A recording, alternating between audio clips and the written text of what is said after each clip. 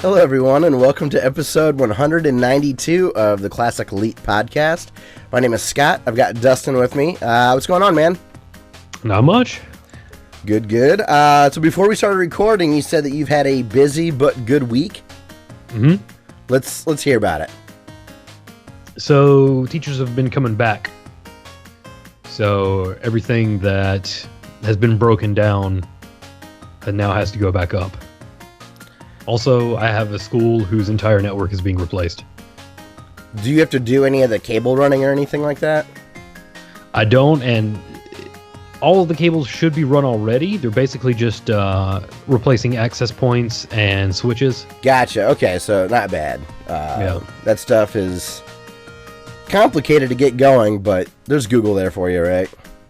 Yeah. Luckily, I don't have anything to do with it. It's all our network guys. Oh, nice. Okay. But it was going to take 3 or 4 hours, so they're on day 2. What are they, government workers? Yeah. Right. We get paid by the hour, not by the job. We're going to milk this. But I mean, so out of the stuff that you have put back into the school's ecosystem, have you gotten any compliments as far as like, hey, the machine's running faster, the network guy's going, hey, I can actually connect to the machine? So far, it's like nobody's that far ahead, right? Oh, it's gotcha, all like okay. everything is in a pile of tangled cords. Please help me. I just thought you had a whole bunch of ungrateful teachers that think you just press some magic button and stuff is fixed, but you only have access to that button. Right, yeah. When I'm doing artwork at work, that's how people treat me. They're like, just come up with something creative and simple, but unique. Oh, that's crystal clear. Okay, let me go to my simple but creative button and hit that real quick. So that's good. What about outside of work? What you been doing? Not much. I kind of vegged this weekend. I had, I think this weekend was the one where I had basically a day to myself, and I used that to watch Stranger Things, which is in both of our boom. Yes, we're show both. notes. Oh man. Okay, so this is impromptu. At the end of this episode, I've decided we're doing a Stranger Things spoiler chat. Yep. We can have it not be too long. We won't give everything away because it's new and we want people to enjoy it, but we got to talk about it a little bit and a little at depth. So we'll do the news, we'll do what we've been playing, we'll do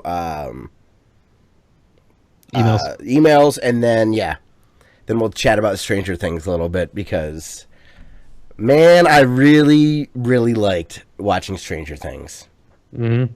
So, Yep. It was one of those things that I feel really lucky. I had a similar experience to The Matrix. My friend Matt just asked me if I had watched Stranger Things.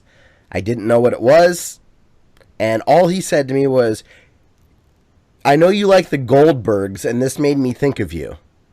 So I watched it, and I got to tell you that has nothing to do with this show in any way. I'm not sure how he drew to that how those were correlated, but they were, and it was amazing. And like halfway through binging it, I'm texting friends and whatnot, and my brother and everyone's like, yeah, they're totally on board with it. So I didn't know what I was even getting into. Did you have any inkling at all about what it was about? I did a little bit because I watched the trailer. Oh, okay, cool. Yeah, I knew nothing, and like right off the bat loved it. So, it just wow. Go watch that if you haven't. That's I guess we'll just say that. So, it's not even 8 hours. It's a series. It's like 40 minutes, 8 episodes. Yeah. And I will say one thing, not plot related. Just I thought the casting was great. But particularly Winona Ryder stood out to me as amazing in that because I never, I kept forgetting it was her. Like, Mm-hmm. it just, and in every other role I see her in, I see her. I see the actress Winona Ryder, not the character that she's playing. And in this, she was fantastic, I thought. So, cool. I'm glad that we will get a chance to talk about that, which is exciting. This weekend, Dustin, I'm going to a Comic-Con thing in Columbus. Okay. And like the celebrity list on this is really good. Original Uhura's going to be there. The bad guy from Terminator 2. Sweet. Amy Jo Johnson, the Pink Ranger. Hey, all right. A lot of really neat artists from like Marvel and DC.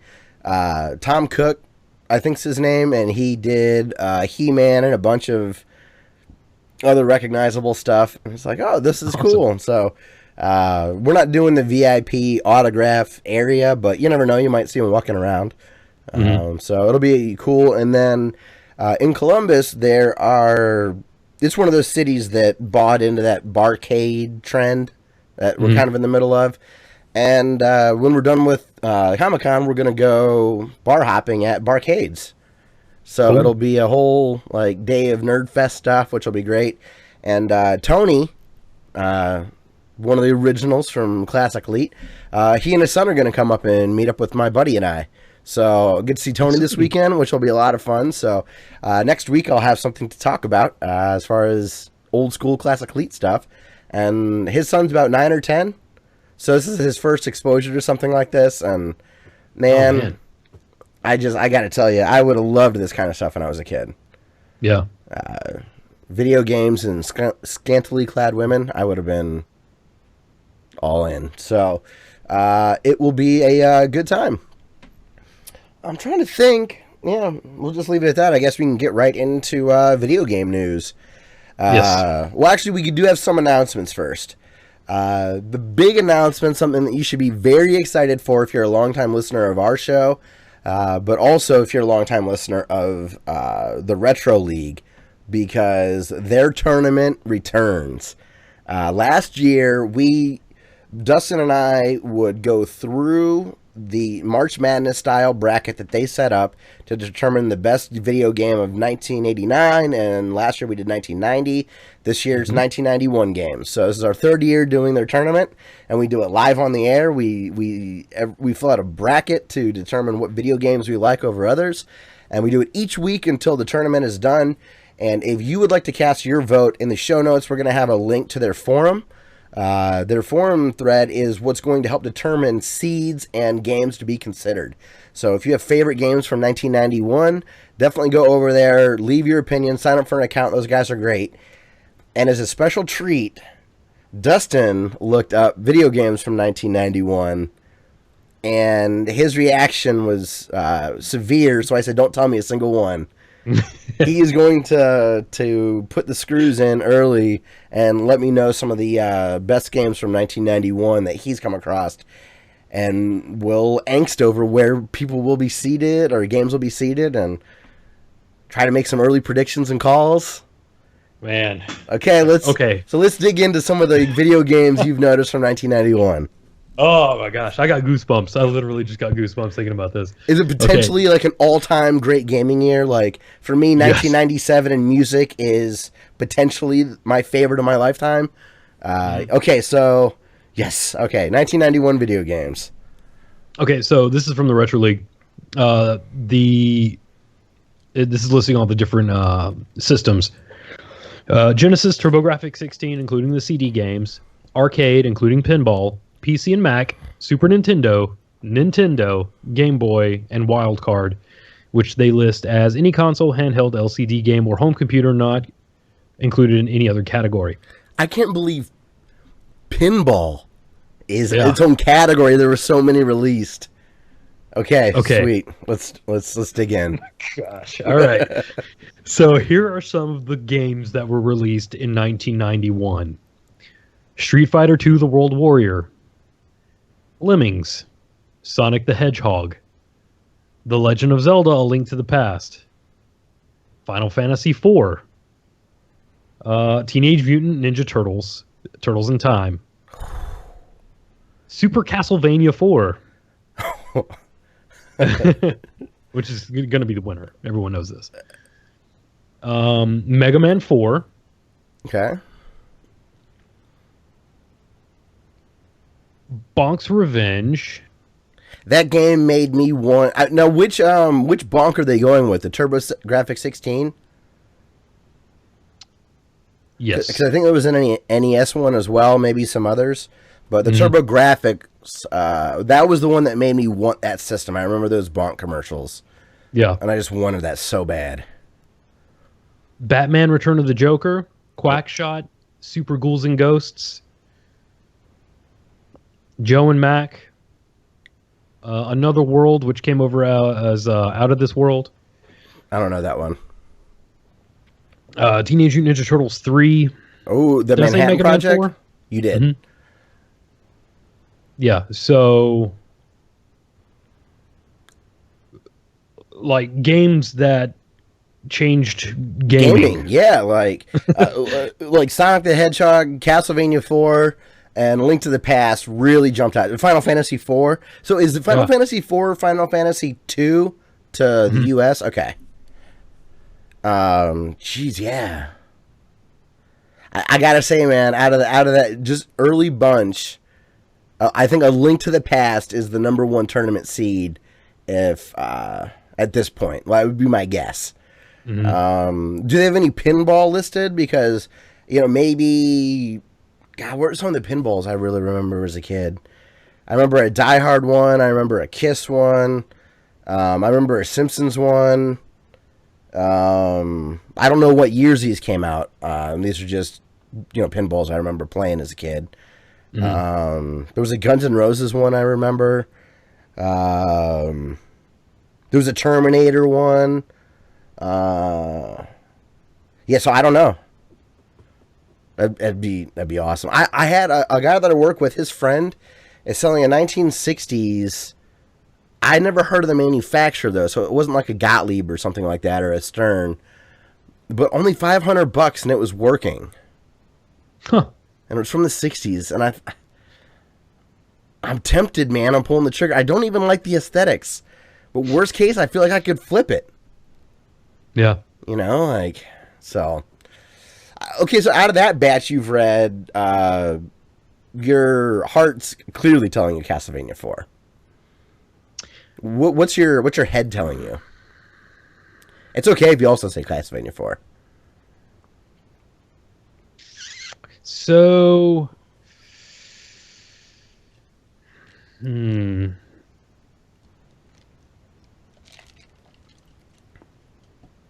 I don't know if there's any beating Legend of Zelda. There weren't any other than Turtles 3. I don't. There wasn't too much on the NES released, but like that could have been. That was Kirby already out by then.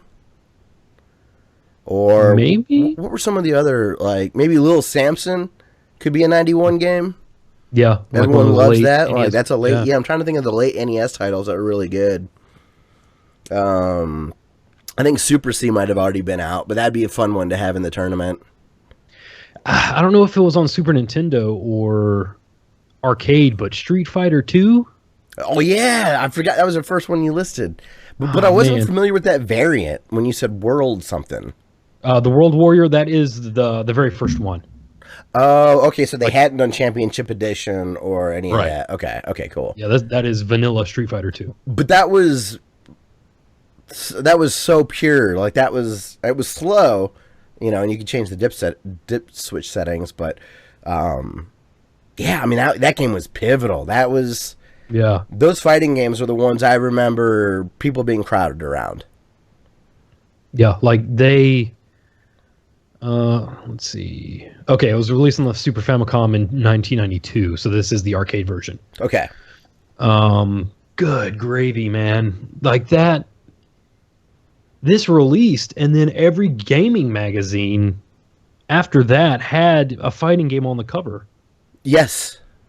Like, I remember somebody saying on a like one of the old, they used to work for 1UP, and the guy ran the magazine said like if every magazine that has a fighting game on the cover sells over 100,000 copies. So from this point forward, they are all video fighting game covers. Wow.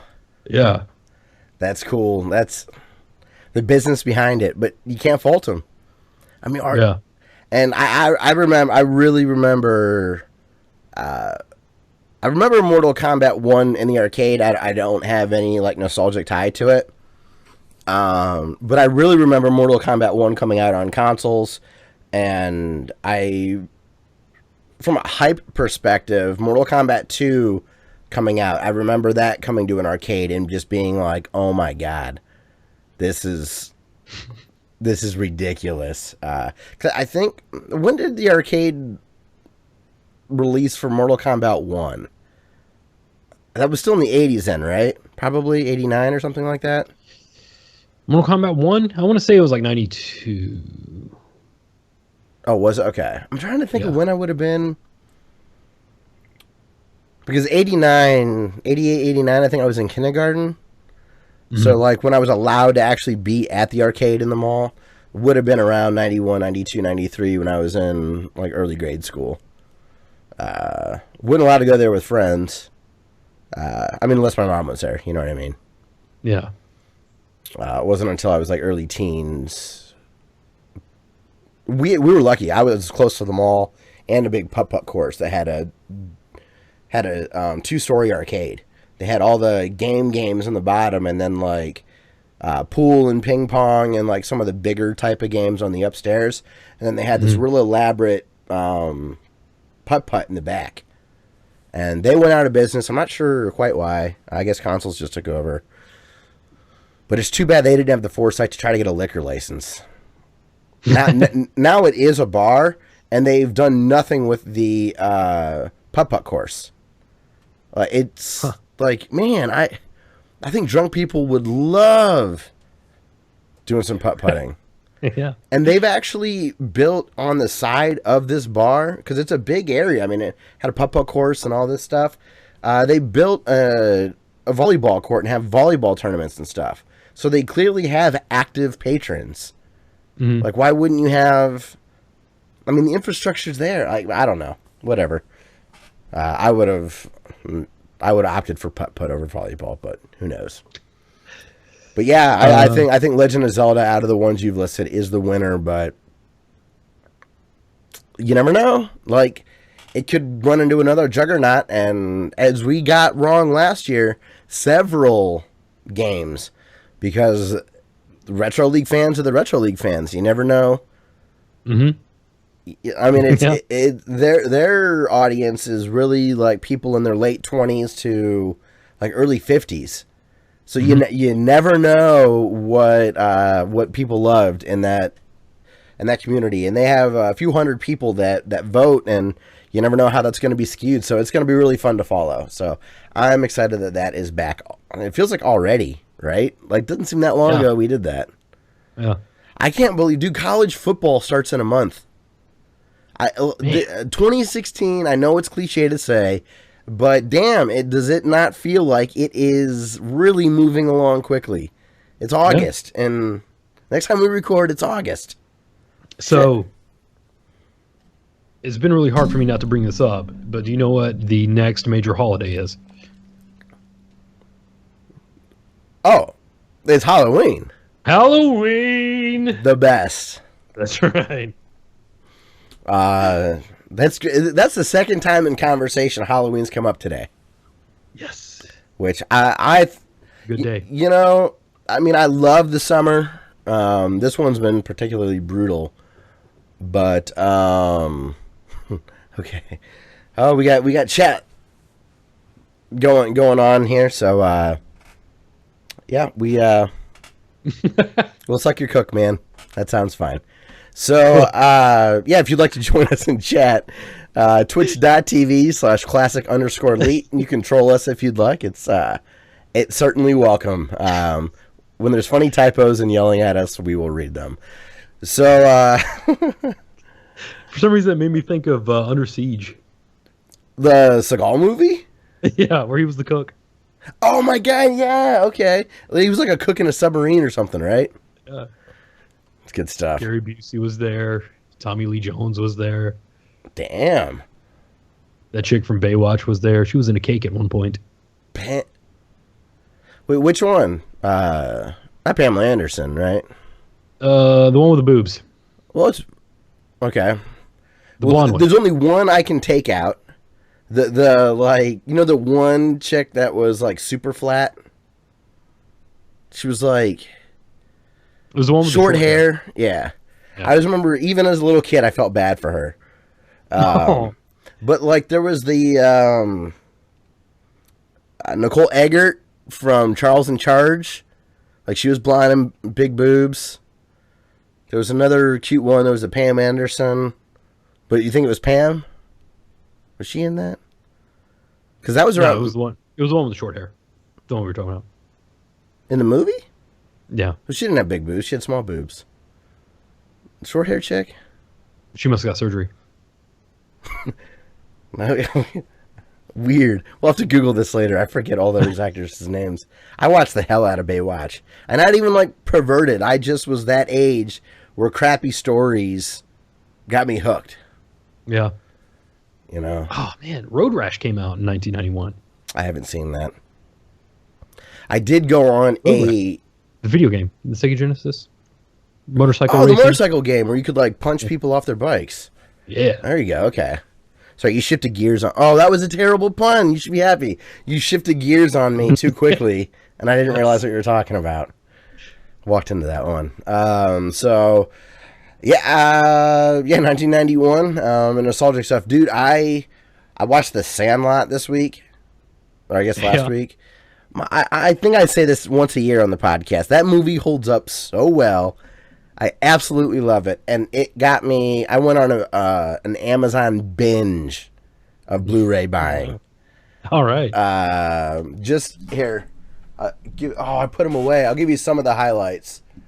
American Tail, the Don Bluth movie, War Games, Princess Bride, Hook, Little Rascals, The Land Before Time, Addams Family, Goonies, Pee-wee, Snatch, Lock, Stock, and Two Smoking Barrels, Flight of the Navigator.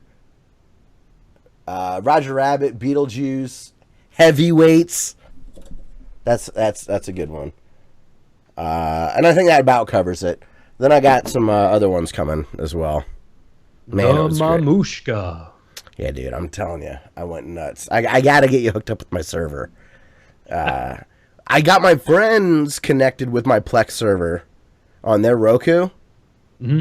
And we were just like you and I have talked about, like the 90s movies were just great for kids. There were so many good ones.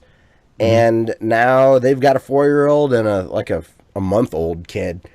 And I got my server working on their Roku, and like I had to configure my router so it would work outside of my network, which was a pain in the ass, but I finally figured it out. I don't know enough about that stuff, so it was tough to kind of work your way through, because all routers have different interfaces and stuff.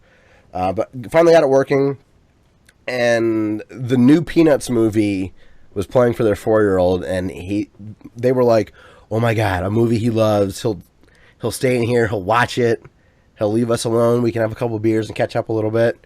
So I was excited just to get the damn thing working. Like, the side benefit is they get great movies and TV shows, but I get the satisfaction of getting that router working out of the network, getting that app. It was fun. It always feels really good. Oh, when it works, man. Yeah, that aha moment. Oh, yeah, dude, it felt so good. And it got a little quirky because I changed my network card. I told you that my motherboard started failing a little bit. Mm-hmm. And so I don't know if there was a typo or if the port forwarding number IP thing changed, but all in all, I got it working, so that was great. And then before we get into the news, I just wanted to mention a quick thing. The Cartoon Retrocast podcast has a great thing going on. You should be jealous of me because they're not accepting any more participants until they do it again, maybe in the future. But they hit enough Patreon support on a monthly basis to open up their retro junk box. And basically they take a flat rate box, and between Jeremy and Mike, the hosts, they fill it with retro junk and then mail it to one of the participants. And then they take a few things out, throw a few things in, take pictures of only what they took out, and mail it on to the next person. And then Jeremy has a live tracking site that he coded so you can see where the package is going. And then inside their Patreon group, you can see what people got and all that kind of stuff. And I ended up getting some very cool stuff. But the silliest thing just absolutely made it the best thing ever.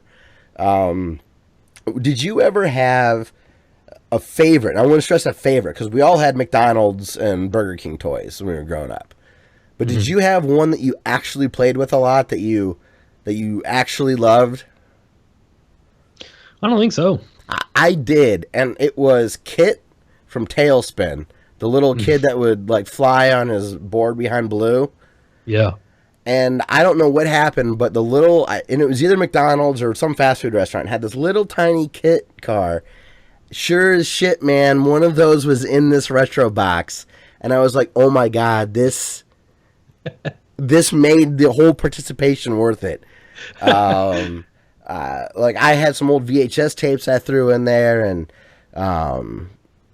toys and stuff. It was fun to participate in, but getting that one little thing, like I got an Atari cartridge and a Raphael and a Superman comic, like some really fun, good stuff. But that stupid McDonald's toy, it was the biggest flood of memories back. And the propeller was broken because it was a little plane. He wasn't on his little board, but hanging on by a thread. So I was able to super glue it back on. Sweet. And it just, oh man, it was super fun. So check out the Cartoon Retrocast podcast. It's great. They've run out of cartoons for the most part, so they're starting to do like some real obscure stuff, but still retro. So like they did the Mike Tyson Buster Douglas fight. Okay. And they've done some other like live action kind of movies or TV shows, which is cool. So go check that out. It only costs a penny a year or a penny a month to participate in that. Man. All right. I give them $1 an episode. It's because they're my buddies. Them, and I'm not really a Giant Bomb patron, but I'm a premium member. So it's them and Giant Bomb. I feel guilty. I feel like Scott Johnson from Frog Pants, I feel like I should give him money because I consume so much of his content. I'm subscribed to like 5 or 6 of his podcasts. But maybe I'll get around to pitching him some money. He's a cool dude. So that's the Retro Junk Box. That's the Retro League stuff. Go check out all of that greatness. There's a lot of overlap between the Retrocast because Rob used to be on the Cartoon Retrocast as a guest quite a lot. So there's some crossover with their listener bases. And hopefully some of ours. And I'm going to move this to the end so we can get to some, I guess, the biggest news of the week. Dustin, have you seen much about the Eurogamer leak of the Nintendo NX? I saw the thumbnail for Review Tech USA's video of it, but I haven't actually seen anything on it. Okay. I got to look at his thumbnail. He either does like clickbaity or like sloppy like Microsoft Paint kind of stuff. Yeah, you know what I mean? It's really funny. But yeah, the Nintendo NX. So I guess for those of you that have not heard about it, it's Nintendo's next console. And from what I understand, we're not going to cover everything, but from what I understand, it looks like it's going to be a tablet-based kind of system. Have a touchscreen interface that has controllers that can connect to it. Like basically 2 Wii remotes, like one on the left, one on the right maybe. And there will be some sort of a docking station. So it's games as you go. So think about everything maybe being plugged into the Wiimote or the Wii U pad, right? Mm-hmm. And you can either dock that and play it on your big TV like a console or take that with you. And it's very interesting. From reports, it looks like they're using an ARM processor, which is ARM is the designers of like the vast majority, I shouldn't say the designers. So they created the technology that a vast majority of phones and tablets use, right? So they license that technology out to other chip manufacturers like Qualcomm, or maybe what NVIDIA is doing with Tegra. Like those are ARM-based chips, so they're using the architecture that was developed by ARM or whatever. So it looks like they're going with that versus x86. And my novice understanding is ARM is more mobile, and x86 is more traditional desktop or laptop. Mm-hmm. So like the Xbox and the PS4, your PC, your Windows laptop, Mac products, not all Mac products, but they're like MacBooks or they're what are the power books called or whatever, or not books, Mac. What are like the high end ones called? Power Mac. I don't remember. But either way, like if it's a laptop or a desktop version, it's x86 architecture. Okay. So based on the ARM stuff, it sounds like it'll be a very low powered system. I was trying desperately to think of a Mac pun, but I couldn't come up with anything. Couldn't? Man, what the hell is that called? Mac Pro. That's the word I'm looking for. That's it. Mac Pro. So yeah, it's going to be on the mobile kind of chipsets versus what normal consoles have, which is very interesting. I don't think this is going to make EAs and Activisions of the world very excited or interested in developing for the platform.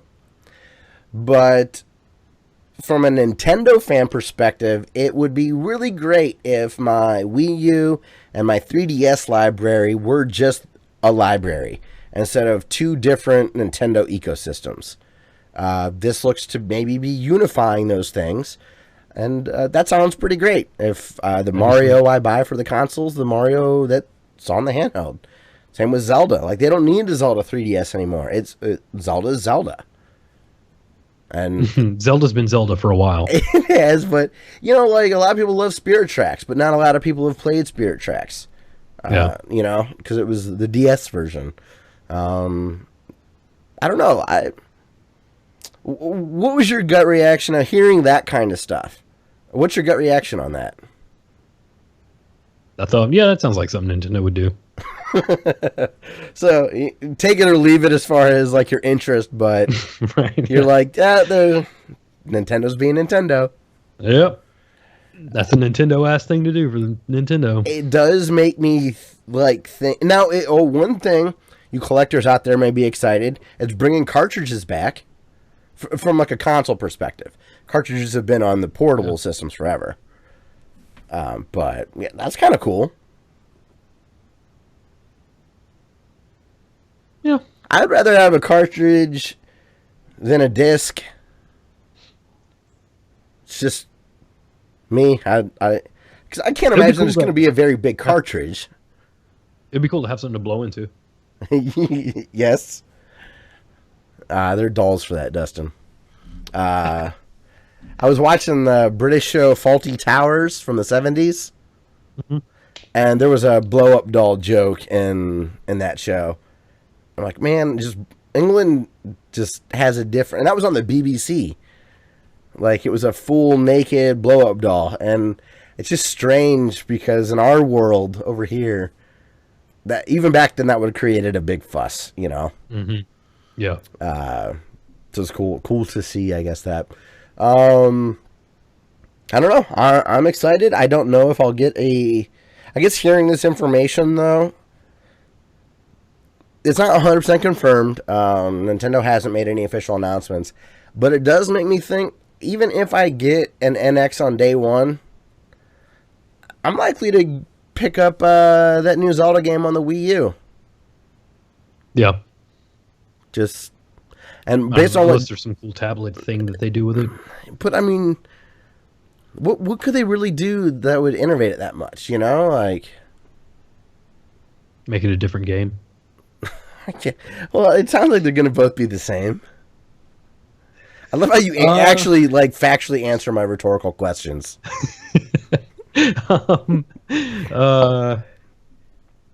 don't know. Yeah, I think like whichever one makes him right-handed, I'll use that one. Oh, there you go. That's a deep cut for you, early 2000s people. So yeah. Now this is a video I forgot to watch, so I'm gonna blindly link it. Sorry, Dumez. Dumez sent us an email about hacking the Dreamcast, and it is from Larry Bundy Jr. Because we were talking about kind of hacking and the brain farts that does. Okay, I'm broadcasting. Oh, Larry Bundy Jr. I've seen this guy. So 5 hilarious, idiotic game screw-ups fun fact hunt. So Dumez said he loved this video, and all the videos he's shared with me, I like. So I'll go ahead and share this. But it is 5 hilarious, idiotic game screw-ups. And somehow I assumed it was related to the Dreamcast. Looks like some of it is. But moving on, Tim Sweeney. He was a guy that helped co-develop the Unreal Engine. Mm-hmm. He's the barber of Sweeney Todd. Disregard. Yeah, I knew you were going because we're in Halloween mode right now. And what I ran into was Ichabod. Oh yeah. I'm like, oh nope, wrong. I think that's the wrong story. So, yeah. But Tim Sweeney, co-developer of the Unreal Engine, he's saying that, or speculating, he probably knows what he's talking about though, that he thinks Microsoft with Windows 10 is going to continually make patches that will make Steam suck. And what that essentially means is it will force people into the Windows 10 marketplace. So since we use the Windows 10 platform, and Microsoft has been known to be kind of dicks about certain things, particularly privacy and closing off their ecosystem in kind of a way that Apple does, which is why Linux is so popular. People, don't like what Microsoft does at times. But he thinks that with these Windows 10 patches, they're going to continually make Steam worse to make their own marketplace more viable for PC games and Xbox games. Which, that's a bummer to hear. I think he's probably right. I don't know. I feel like Gabe Newell has like his hand is like hovering over the nuclear option button, and it's just shaking and sweating. Like, just give me a reason, Bill. Right? Give me a reason. Hey. Bill is now doing good things in the world, and Ballmer is making buku bucks in the NBA. So now it's is Nadell? Is that this Microsoft CEO / Nadell? Or is that a Google guy? I don't know. But their new CEO, I'm blaming him. Okay. I'm with you. We'll start a petition. Although Microsoft did get sued in the 90s for doing the exact same thing to Netscape. I didn't even understand what that was about until I got older. I remember it being in the news, but I just didn't understand why it was anti-competitive or why they got sued. Now I kind of see it. So, yeah, Tim Sweeney, I don't know, saying that Microsoft's gonna unfairly screw over Steam, which would suck. It really would. I'd like to see Microsoft's feet held to the fire so their ecosystem has to be good. Yeah. If they patch out Steam, they don't have to be good anymore if you want to play the games that are on their platform. Yeah, silencing your competition is kind of a leftist tactic. It really is, and it's very frustrating, and it feels like it's a missed opportunity for them. They publish games. I don't know. Like, there's got to be a different way for them to make some money instead of screwing out or screwing over Steam. Yeah, we don't. Sorry if you're a foreign listener and you're a socialist. We don't condone that behavior. We are free market guys. I heard someone on the Daily Tech News show. I won't mention who it is. It's a pretty prominent YouTuber. He was trying to make the case that, like, you can jokingly say, "Oh, there's too many games," right? Mm-hmm. There's too many games to play. That's a factual statement. He was unironically suggesting that game releases should be limited. Like, that should be a legislated thing. Are you kidding me? Wow, what a self-centered asshole. Like, the whole market should cater to my choices. Oh, I was so annoyed with that guy. And he uses a shitty-ass laptop microphone. Anytime this guy's a guest on it, I skip the episode. Because he just says ignorant shit after ignorant shit. And I have no idea why Tom Merritt keeps having this guy on his podcast. It's just baffling. Because Tom Merritt's a smart, level-headed guy. This guest, maybe he's got pictures of him doing something in Amsterdam. I don't know. It's frustrating. I'm like, God, you're so dumb. I'd be better on this show. It's probably sucking cooks in Amsterdam. Yes. Suck my cooks, Americans. At least we got an episode title out of chat, which is really nice. So yeah. Thank you for your troll and dip. So I got excited today. You know how ESPN is starting to kind of dip their toe into esports? Mm-hmm. And Scott Johnson, who I've mentioned before, he just got hired by the Bleacher Report to co-host an esports podcast. And Bleacher Report's a big competitor to like CBS Sports and Fox Sports and ESPN and that kind of stuff. They're in that sphere, right? Cool. And they're dipping their toe in esports. So I'm like, all right, great. And I'm a sports fan. So I check ESPN, even though they make me mad. They do have good coverage from time to time. They break big stories, even though they're basically a TMZ of sports. CBS does some good stuff, March Madness, and they do excellent good coverage of golf. I actually love pro golf, unironically. I do really like it. And Sports Illustrated, I checked SI.com, right? That's Sports Illustrated for kids. I mean, that was a great... Sports Illustrated, between their football phone giveaways and Sports Illustrated for kids and their swimsuit issue, they're formative for a lot of 90s kids, right? Mm-hmm. So I I noticed they have a game controller on SI.com, and it says games. I'm like, all right, sweet. They're going to start to cover some esports. I don't follow esports, but I want to see how they're going to handle it. Mm-hmm. Okay. I click on gaming on their site, and all that it is are scantily clad like swimsuit issue ads for like mobile games. It's just ads. There's no coverage, and it's clearly just, it's almost like they won't let go of the swimsuit stuff because like nobody cares about their swimsuit issue. If you're worried about offending somebody, if that's the reason you don't watch it, or if you're like, I can just go to the internet and see way better shit, like, and that's why you go, like, no matter what your ideology is or what you're there for, the swimsuit issue just doesn't cut it anymore. Like, at least Maxim is really funny, right? And like Playboy, they had funny stuff. There was nothing to Sports Illustrated's swimsuit issue other than, hey, here's Tyra Banks in a bikini. Yeah. That's what games.si.com is.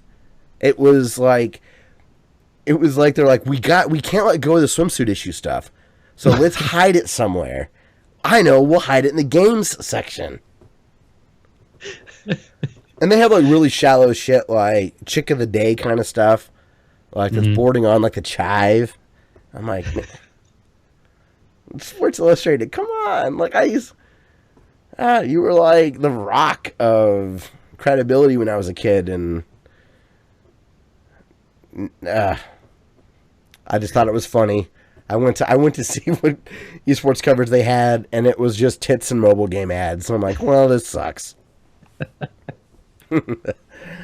So and then the last thing I wanted to bring up before we get to the Klepek corner was Zarek and I played 2000XX. I think I talked about that last week, right? Mhm.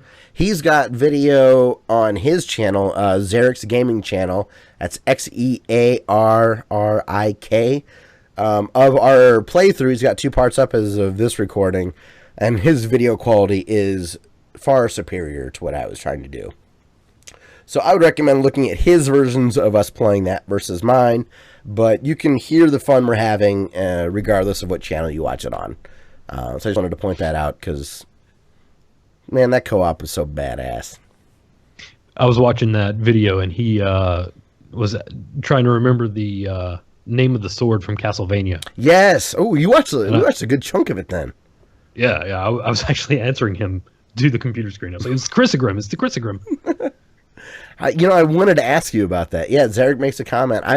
He got a power that is very similar to the Chrysogrim. Is that what it? Am I saying that right? From Symphony of the Night.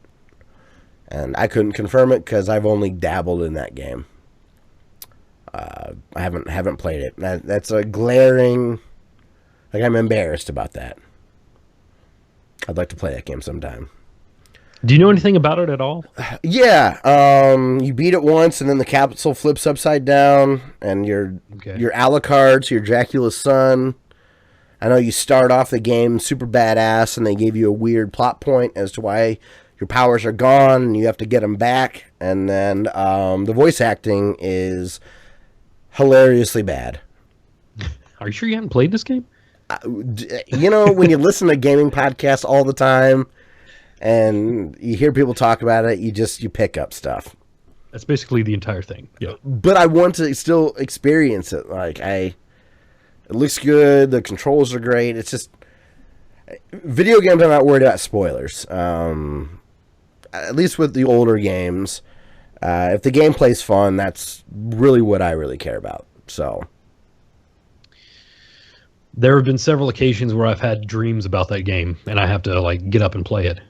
That's awesome. That's how good that game is. I bought Castlevania Chronicles X on my Vita specifically to unlock that game, and it's a pain in the ass to unlock. There should just be a cheat code.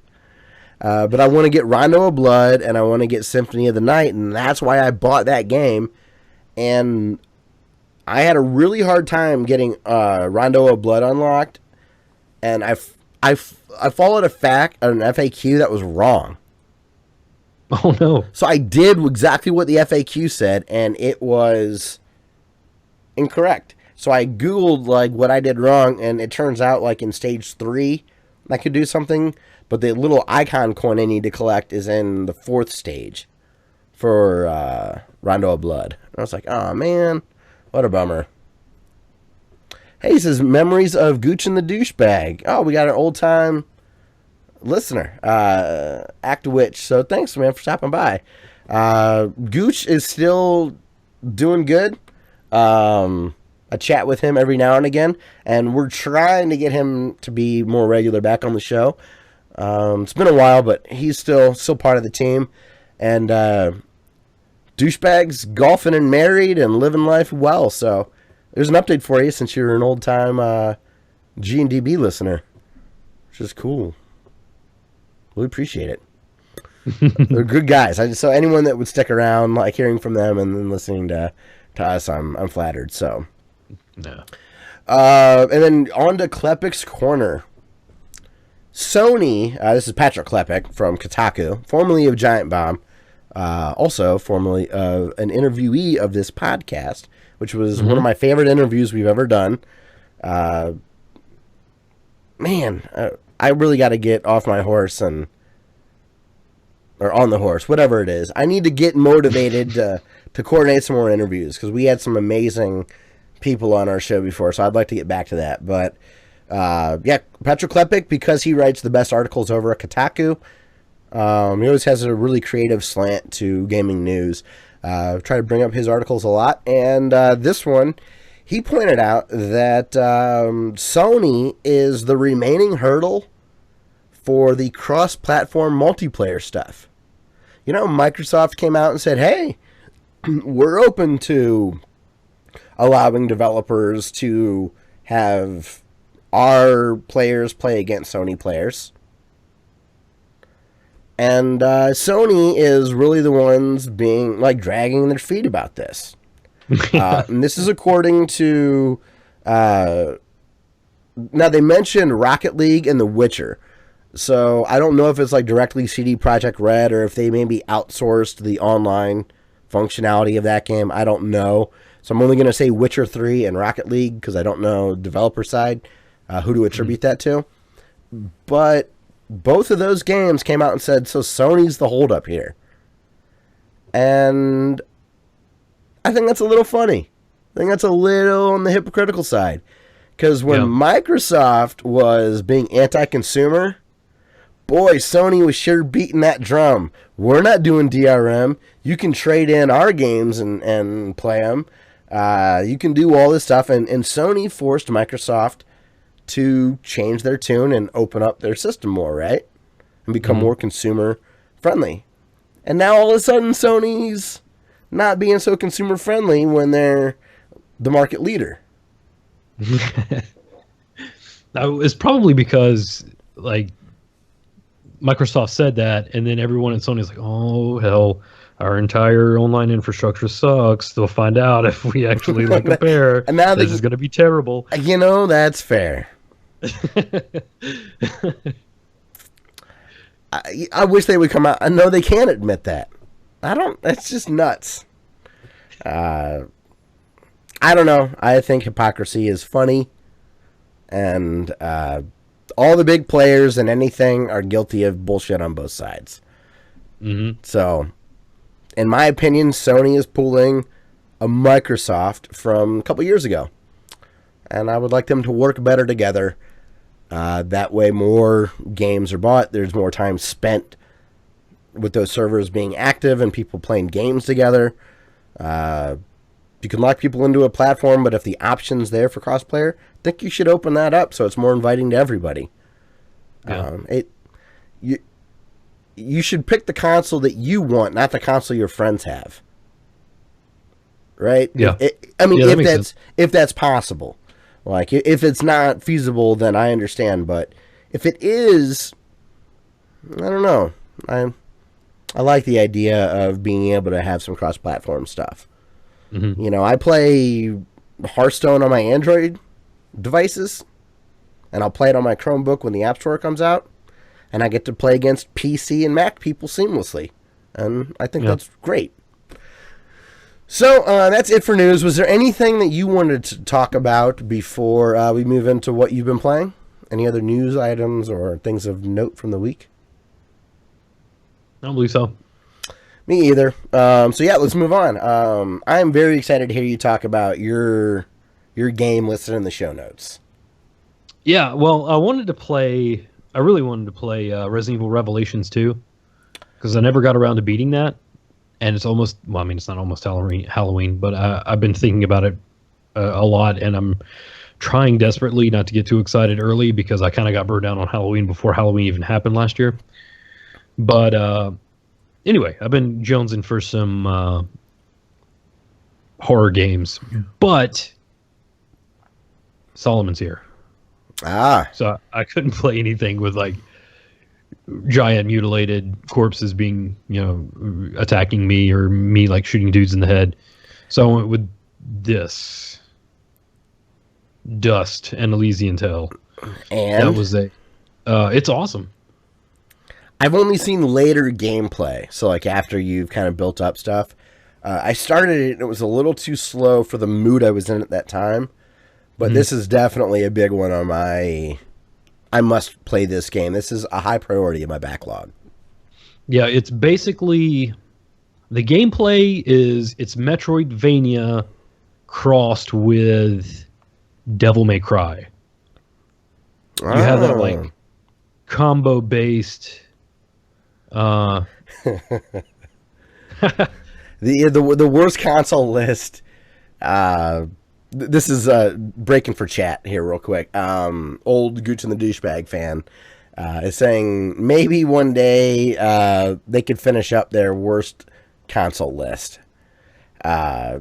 Which, if you don't know, Gooch and the Douchebag, they started getting when YouTube was in its infancy, they started getting some good traction.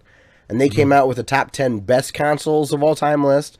And they started a worst consoles of all time list. And then Douchebag went to school. And Josh lost interest. And it was a ton of work to do. And I think that they haven't released the video for number 1 and number 2, maybe number 3 worst consoles of all time. And Act Which, you're going to be mad at me. Douchebag told me what number 1 worst console of all time was on their list. I totally forget which one it is. I can tell you a couple that it might be. That would be, if we ever did a Patreon, that would be an amazing tier. Gooch and the Douchebags final worst consoles of all time. Oh my gosh. That in itself might get us some Patreons. Yeah. Or patrons, so yes, maybe one day they will finish that list. YouTube's not going to go anywhere. So it would be rad if on the Gooch and Douchebag 10th anniversary, which is shockingly not that far away, they actually get together and finish that list. Man. They were using Movie Maker, so yeah, okay, so back to Dust, sorry. It was probably the Apple Pippin. No. The new one? The Pippin's the one that had the boomerang controller, right? I don't remember. It was like 97 or something. I think it was either the it was like the N-Gage or like Virtual Boy or shit, I don't remember. CDI. That might I don't think it was the CDI. I think that's on the list, but like I think they actually have a video about that one. I don't know. It's one of those somewhere out there. So yeah. All right. So Dust. Metroidvania. An Elysian Tale. It's Metroidvania crossed with Devil May Cry. Oh no. It's so far it's really good. It has a very like ambient kind of ethereal feel to it, like when you wake up in this forest and it's all dark and there's fireflies, and the combat is pretty good. I kind of feel like it could use a little more feedback. I can understand that. Like I'm hitting dudes and they're flying all over the place, but it doesn't really feel like I'm doing. I can't really tell if I'm doing a great deal of damage. The enemies could kind of maybe pop out a little bit more when they're going to hit you, because if you you get extra experience points for building up combos, and if you get hit, your chain is broken and you will get less experience. So getting hit can really be a bummer. When I played that game, I felt like, okay, Twitch chat, sorry about that. My computer I got a blue screen. Oh man. Yeah, like not good, right? So that good and crashed. No, yeah, like the whole thing just kind of shut down on me. So we're back. Give me one quick second. I will get Twitch back up and all that fun stuff. But we are streaming. We're recording again. God bless SSDs, right? I was back quickly, I think. So anyways, so Dust and Elysian Tale. The thing I was trying to ask you right before the computer crashed is, did the sprite feel too big for you, the main character sprite? No, he feels pretty good. Does it? Okay. That was kind of I felt he was maybe a smidge too big.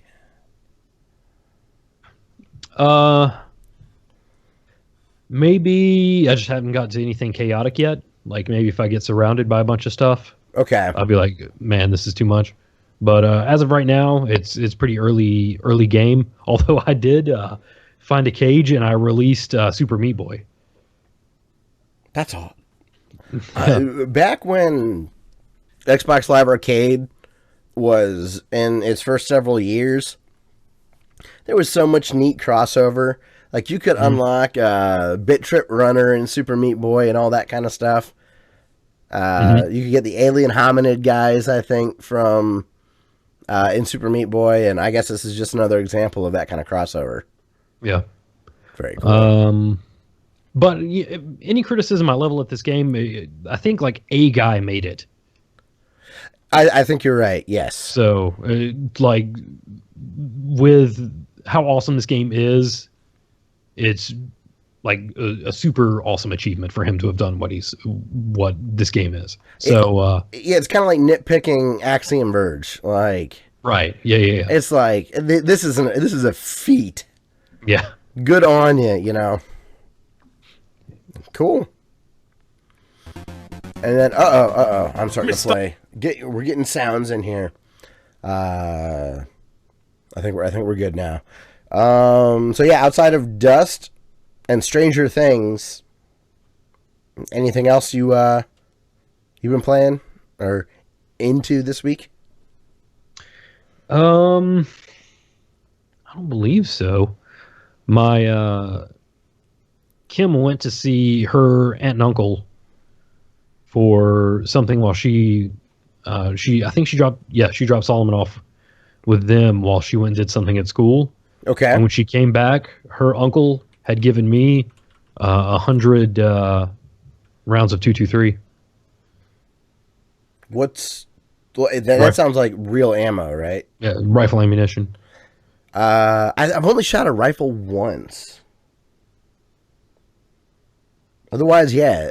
And I mean, like, a bullet. I think I pulled the trigger on a rifle one time, hit my target, and was like, that was cool. Otherwise, it's been handguns and shotguns. Yeah. Now, you've shot a ton of, like, real military stuff. You got your carry and conceal, so your quality with a handgun. Mm-hmm. Can you hunt? Are you a decent rifle marksman, too? I've never been hunting. I mean, could you? I mean, are you good with your rifle? With a rifle? I think I could kill something. Technically, anybody could if they were close enough. Right. Well, I mean, I think I could kill something from distance. Cool. That's tough. I mean, really leading... Mm-hmm. The rifle's what you have to lead with. Handgun, the bullet falls away before you need to lead, right? Because it doesn't have enough oomph. Shotguns, they don't shoot far. They just throw a shitload of pellets out there. Yeah. But a rifle, that's distance. Like, you really... I know you like to poo-poo golf as, like, a pussy version of going out to the rifle range. But I gotta tell you, man... When you hit an amazing distance golf shot, oh, that feels good. So I can imagine that same satisfaction and feedback from a rifle. Mm-hmm. The rifle I shot, it was amazing how much more control I felt. Where a handgun, I would feel like I was aiming and miss, right? Mm-hmm. But the rifle, maybe it was just calibrated right. But it was like, I looked at it, I shot it, it was dead nut center, right where I was looking at. So it just felt good. Where a shotgun, you don't know. You just need to be in the vicinity to break a clay. Yeah. So. Yeah, I fired M16s and M4s quite a bit before I fired a pistol. And when I fired the pistol, I was like, man, this is a lot harder. Right? Yeah. I'm sure that the M16 or M4s or whatever, like they would have some burst to them, right? Yeah, the 3-round burst, but it's a garbage setting. I hated 3-round burst. Oh, so you just like one pull, like one trigger pull, one bullet. Mm. Cool. Yeah, like if you're gonna fire multiple rounds, then you need something automatic, and like a 3-round burst is, I don't know. I've never. It's even annoying in video games. I've never liked the 3-round burst weapons. They suck. They're always like the first gun you get, Yeah. So, well, good deal. Rifle shooting That's a skill. If you guys ever come to Nashville again, we just need to go shoot something. Yeah, absolutely. Like your whole family. Typically, I think everybody would join. Yeah. Especially my sister. Her boyfriend's a big hunter. So she's slowly getting into guns and being more comfortable around them. Like, she's like me. I'm scared of them. Big pussy when it comes to guns. My dad's a big pussy when it comes to guns. But we still love skill. And we love to do something that we perceive as difficult. Mm. So, in the right setting, I think that all of us, hell, my mom even might try. Just because it's fun to have power like that. It's a trip, man. Yeah. It, like, feeds our primal instincts to, like, feel like that. It's cool. So, well, good deal. That's nice, man. Ammunition is expensive, so that's a nice gift. Yeah. It's fun. Oh, it's so fun to shoot with people. Oh, I can't wait to talk about Stranger Things related to ammunition. So, awesome. But outside of dust and shooting, has that kind of been it for your gamesmanship for the week? Yeah. Basically just been working and sleeping. Hey, that Dungeon Hunter 4 was the iOS game you got real into, right? Mm-hmm. Number 5 came out. Just saying. I got super into 4. I know. Then your phone wiped. Yeah. So I was just like, well, that's good. That's good for me. You got $10 worth out of that, for sure. Yeah, absolutely. So, a good deal. Well, I guess we'll talk about what I've been playing, and then, I'm almost, we didn't get any comments from our good buddy Zarek this week, and we will fill that in with some Stranger Things talk, so. Yeah. Zarek, don't feel bad, my friend. He was doing some live streaming with his subscribers today. I love that idea. Just playing games with your subscribers. He's good about daily content. We suck with it, so we'd have a hard time with that. But he's really good at it, despite being as busy as he is, which is cool. So, bringing it back to the Cartoon Retrocast, Mike T has built a new PC. Okay. And, man, I'm just, like, drooling. He got, like an i7, like, 6700 processor from Intel. Got a new 1080 graphics card from, I suggested the one from Zotac, because the Tech Syndicate had the best overclocking with his 1070 from Zotac than the other manufacturers. So I'm like, Mike, if you want to do some overclocking, this one might have some more headroom for you. But it's like 8 gigs of virtual RAM, and it's a 1070, so it's not top of the line, but it's a freaking hoss. It's better than anything from the 900 series, so it's already better than the Titan X Black that was like the creme de la creme last year. Just amazing. He's got a top-of-the-line SSD from Samsung. He can expand into an M.2 port for the new SSD PCI lane stuff, so you can get even faster read and writes. Man, and he sent me a picture last night of it up and running, and it is sexy. So, congrats to Mike. Just wanted to point out. I'm flattered he let me help him pick some of the parts out, and it was bittersweet to do, because I just wanted to do that. And clearly I'm having some PC issues because my computer just blue screened on me. Got to figure out what's causing that. You know what would help? What? If you just built a new PC. No, shut up. I can't afford that right now. Hey, not that much longer until tax season, right? Yeah. Wow. Yeah, you're right. Like what, 6 months? 7 months? No, I mean 4. Oh, well, yeah. Because I do mine, typically, last year I didn't. Typically I do them in January, like right when I get at the end of January. I guess 5 months. Because at the end of January is where I get my W-2s. So, yeah, maybe I'll do that. I don't know. I think I can fix what I got. Like, I've been ripping Blu-rays and converting them. And they still go pretty quickly. So I don't feel a big need, and every game I try to play still runs great, so I'm not that concerned, but it's weird, man. I got an i7, which sounds great. I got it overclocked well, which is great. And maybe I need to back off the overclock. Maybe that's what's causing my crashes. Ooh, or yeah, like, maybe so. Or like, one was caused by memory earlier when I was converting Blu-rays with Handbrake, because Blu-ray files raw are just enormous. So I need to use Handbrake to compress them. And I felt like I maybe pushed things a little too far, and something's causing a memory leak is what. And I thought it was Handbrake, but I don't know. I also installed some new antivirus software that Lifehacker recommended, and I may have to uninstall that and just go with Windows Defender and Malwarebytes. You went to CNET, got a pop-up. Oh, God. I downloaded the executable.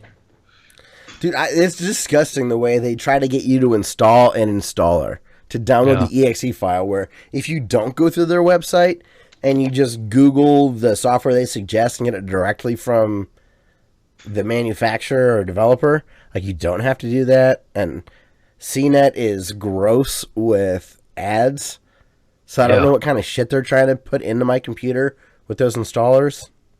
I don't know. I think a clean little registry clean and that kind of stuff might do well with it. Vera is the new antivirus software I'm trying. That's Latin for virus. That would be terrible if it was. Screw you, Lifehacker. So anyways, Mike T has a great PC coming, and I'm super jealous. So I hope that he has a good experience with it, because he's a console guy. But yeah, I told him, I'm like, that's overkill for World of Warcraft, man, because he just resubscribed. So it's cool. I love PC hardware. I'm a nerd for it. There's a lot of PC gamers or PC building enthusiasts I subscribe to on YouTube. So any chance I get to be involved in a PC build, I'm ecstatic to be a part of it. I've been having some issues with my Steam Link. I was going to say, he probably built that PC and made through $230. Somehow, yes, he earned money with that. My Steam Link has been having issues. I'm finding a weird thing where if there's some sort of software running with a window open, sometimes my Steam Link will just show my computer's desktop and not automatically launch into big picture mode. And it's weird because some indie games, all the AAA games I've tried work, but some indie games will load, but not through Steam Link. I'll see like a black screen, almost like it's a secondary monitor. And when I come into the other room and see my PC, the game's running, and I have to use my main computer to get it working on the Steam Link. I'm not sure what's really causing that. Tim Sweeney was right. Tim Sweeney, man. They're just patching. Sucks. When it works, the Steam Link's freaking amazing. But lately I've been having some issues with it for some reason. And then do you remember that game Odellis that Zarek recommended? It was like a Castlevania style game. Oh yeah. So I got a hair up my butt and started trying that game out. Dude, it's awesome. It's just great. The music's awesome. It really feels like Castlevania from the original times with the sword. But what's weird is, okay, so you know how the NES Castlevanias have that kind of like slow sort of gameplay style where everything's deliberate. You jump, you're jumping, right? And you have to time your jumps and your whip slash to where enemies are coming. And you just kind of get used to a particular flow in that game. Now, it looks 8-bit, but it's a modern game. So you expect to be able to be more Ninja Gaiden versus Simon Belmont. Does that make sense? Yeah. Where you think you'd be able to hop around. Well, anyways, you have to be a lot more deliberate about the way that you move your character. And sometimes it feels like he sticks in one place with an action. And your immediate reaction is to react quicker. than what the mechanics will allow.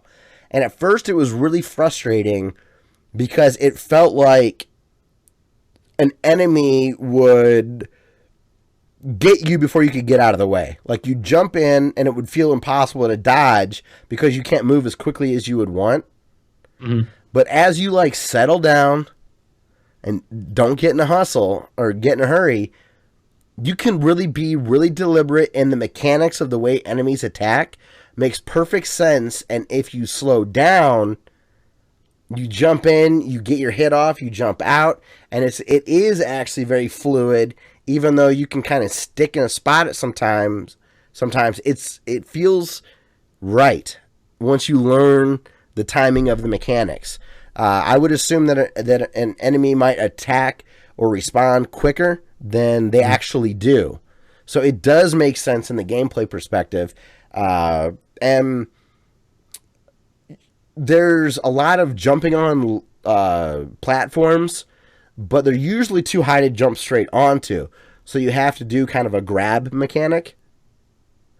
And that feels like, again, you need to be a little bit more patient with how the character moves in order to do that well. And once you get the timing about the character mechanics, man, it's sweet. There's a nice like upgrade level, and the game plays in a 4:3 aspect ratio, just like a regular NES game. But the sides are your HUD, so you can always see what armor you have. You can always see what secondary weapon you have. You upgrade your clothing and armor and weapons and your secondary weapons and all that kind of stuff. So there's, if you really like the NES Zelda games, or the Castlevania games, but wish that, it's kind of like if you took the good stuff from Castlevania 2 and incorporated it into the style that 1 and 3 were, and you have like, you get your upgrades and your good gameplay. That's what this is. I'm a fan, man. I've probably put a couple hours into it, and it's brutal. It's that Castlevania shit where you die back at the beginning. Oh man, dude, that sounds awesome. I think you would love it. You've got a copy of it, right? I do. I need to put my Steam back in my startup. Yes, just so you're reminded of it. Like, oh yeah. So I mean, honestly, when you get the Castlevania ids next time, try this game instead of playing what you're comfortable with, and I think you'll really like the challenge of learning the controls and the timing. And then you'll really enjoy the difficulty of the actual gameplay, because it's fair. Once you learn the way the mechanics work, it's your fault when you die. Sweet. And I've played it with a PS4 controller and my Steam controller, and both work great. So, yes, I can use my PS4 controller. Yeah, and it just feels right. So, definitely check that out. Odellus, Odellas. It's great. I bought a Humble bundle, which had some games that looked like they had some fun co-op stuff with them. But specifically, it was like $7.50, and it was a Rocket League bundle, right? If you spend $15, you get Rocket League, Spelunky, and then some other indie titles. Okay. Rocket League's $20 normally. Spelunky, not on sale, is $15. I already have Rocket League, but $7.50 for Spelunky. I was like, all right, I'm going to pull the trigger because I get some bonus games. One was a local co-op golf game, which I can't wait to play. It seems more like putt-putt than anything else, but I'm pumped about that. And Spelunky, man, I've never played Spelunky. Me either. It's kind of a roguelike platformer. And it's great. It's hard. It's kind of like almost Castlevania in a way early on, but with Super Meat Boy controls. Okay. So, and what I mean by that is you can jump while hitting the trigger, and you do like a far jump, and you have like a little whip for close enemies, and you collect gold, and I don't know, it's neat. My first impressions of Spelunky are that it is as good as everybody says it is, so I'll continue to play that. It seems like a less forgiving Rogue Legacy. That's my impression too. Yes. Yeah. Okay. And so far, that seems to be the case because I struggled with even the tutorial at times. Okay. Now, part of it was totally user error, but it's not that easy, like right out of the gate, which is cool. It makes you get better at that game in order to progress. So I like platformers that require learning a slightly different skill set. So, and then the last thing I wanted to mention is I pre-ordered the brand new Xbox One controller. So there's an Xbox One controller, right? But the new one has some bonus features and has like a rubberized bottom to it. Okay. But what really got my attention was it's Bluetooth enabled and has a comfortable grip. All right. And an improved D-pad. So this sounds like when the Steam controller just isn't cutting it for me, this will be my Steam controller. Because there's a lot of games that the buttons don't map right on the PS4 controller, you know? Mm-hmm. Yeah. So that's, that can be a bit of a bummer. So this will make it nice and super clear and easy. And honestly, the PS4 controller I have hooked up to my Steam Link is one that is broken, that my buddy gave to me because it's broken. So I've been using it for some that kind of stuff, and I just want a solid. I've been intrigued by the Xbox One controller since the Xbox One first came out, and now I'm excited because it feels like they've made some really good improvements, and it's super comfortable, and man, it's super sexy. Like, there was an article I saw on Kotaku, and the article's headline was something along the lines of, it's really hard to make an ugly Xbox One controller, because you can go on a Microsoft's website and completely customize, like, your buttons. I shouldn't say completely, because you can only have a limited color palette. But you can change, like, the face color, the button color of the joysticks, color of the trigger buttons. It's really cool. And I remember on Unprofessional Fridays on Giant Bomb, Brad tried to make the ugliest controller possible.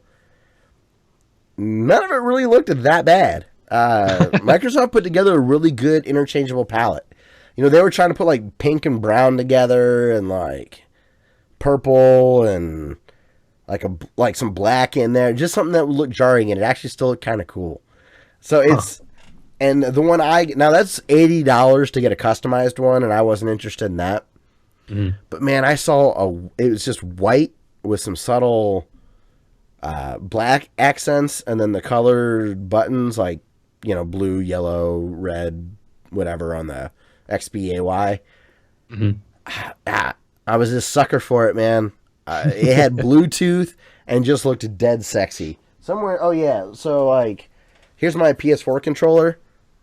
Like, come on, it's white. Like, that just looks good. This is kind of what my Xbox One controller will look like.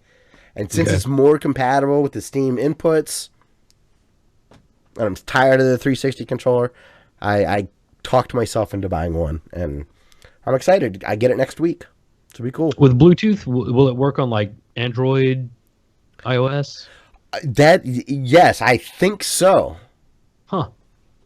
That'd be cool.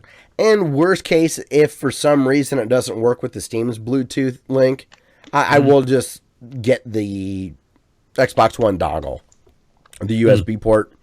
But, I mean, the PS4 controller works on Bluetooth, and that's why it connects directly to the Steam Link, so I think it's going to work.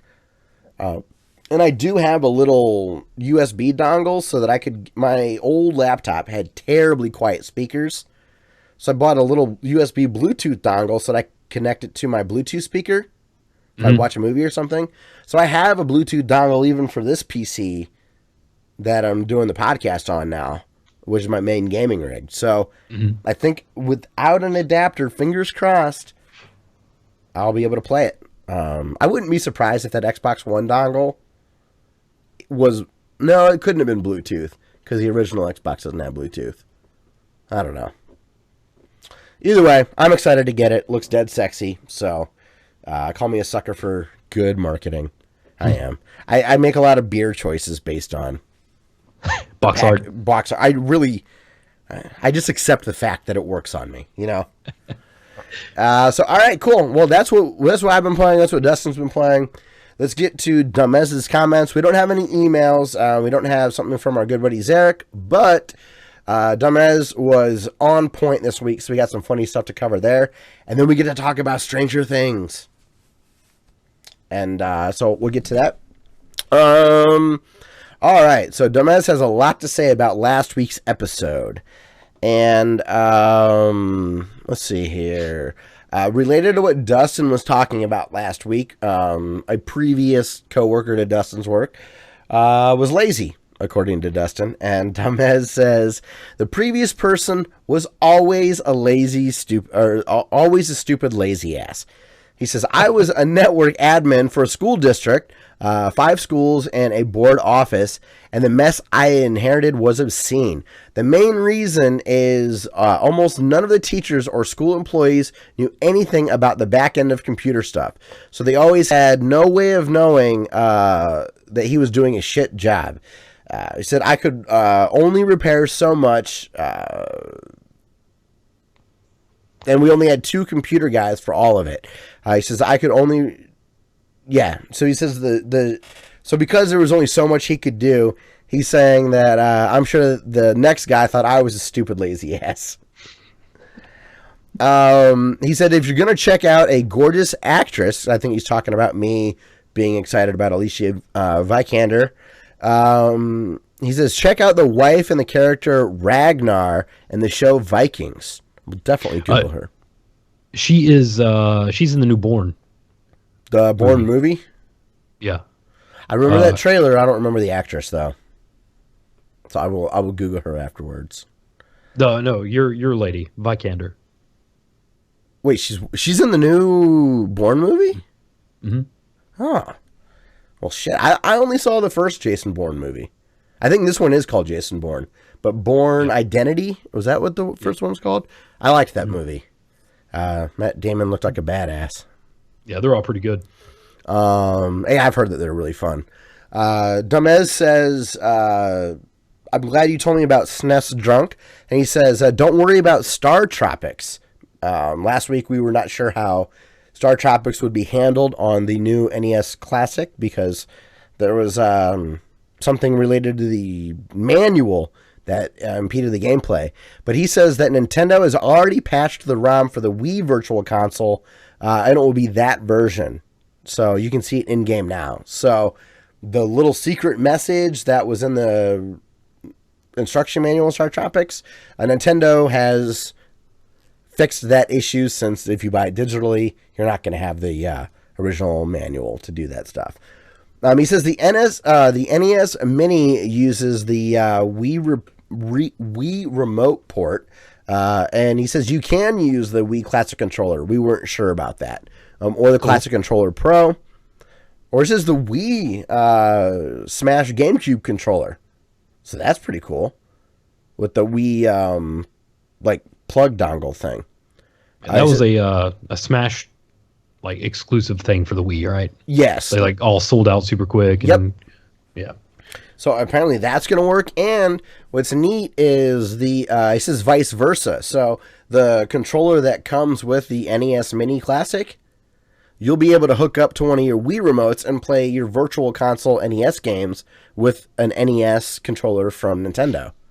Cool. So badass. He said, dude, even if you do not subscribe to Metal Jesus, check out his Hidden Gems video series, especially if you get an old new system and you want to go on an emulator binge. You can always find some awesome games for old systems you may not have otherwise known about. I've learned about a ton of great games for all systems with that series. Totally recommended. Yeah, I've seen some of those, and I don't think Dumez is wrong there in any way. And then he goes on to say, Metal Jesus is all about cash on YouTube. He wants it to be his job. He says, I'm not one of the haters. I think that is fine, but he is still all about the dollars. He is always pushing the Patreon. etc. Even to get $50K for a summer road trip holiday that he would quote unquote film for his YouTube channel. Yeah, I remember him having a lot of backlash on that. Do you remember that drama? Mm-mm. He basically came out with a video that was like, hey, give us 50 grand and we'll take Metal Jesus on the road and we'll buy an RV and we'll come hang out with you. So they were going to spend a month and spend 50 grand driving around the country, making videos for his YouTube channel with the people that supported him spending the 50 grand. He got a lot of backlash for that. Hey, fooling his money. So, yeah. And then, so last week I was talking about coffee, and he said, not a coffee nerd? You are in denial. Yes, I'm a coffee nerd. I meant, maybe I wasn't very clear. I'm not a coffee snob. I will drink shit coffee. But I prefer getting like deep into it. So if I can get like pour over at a coffee shop or whatever. Yes. So yes, I'm a nerd, but not a snob. Does that make sense? You're into that deep coffee. That deep coffee. You can be a nerd, but appreciate the shit and of that era too, right? Yeah, absolutely. So, and then he says, "Oh my, Scott, talking shit about our prime minister." This is when me making fun of Justin Trudeau, the Canadian prime minister. He says, "Oh my, Scott, talking shit about our prime minister. Well, at the moment, you are looking straight down the barrel of Hillary and Trump."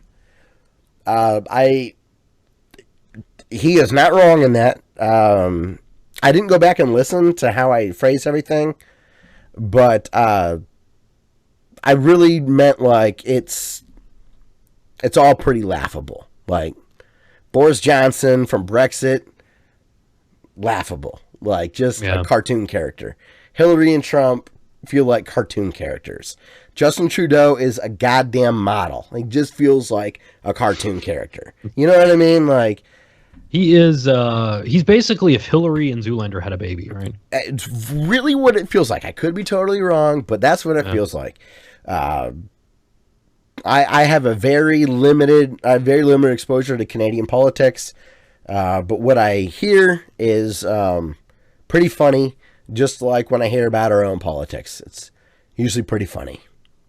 Yeah. Like so, Lincoln is an example. Like here in Ohio, right? They had this whole big campaign around marijuana, and then there was a statewide vote about it.